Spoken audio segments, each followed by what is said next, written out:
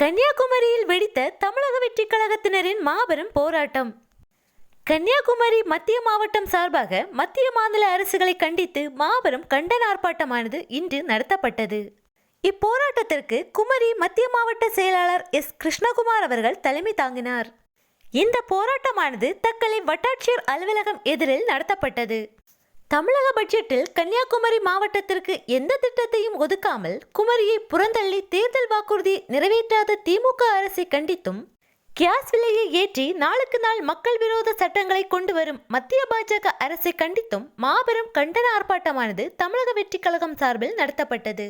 இப்போராட்டத்தில் தமிழக வெற்றி கழக தோழர்கள், பொதுமக்கள் என நூற்றுக்கணக்கானோர் கலந்து கொண்டனர்.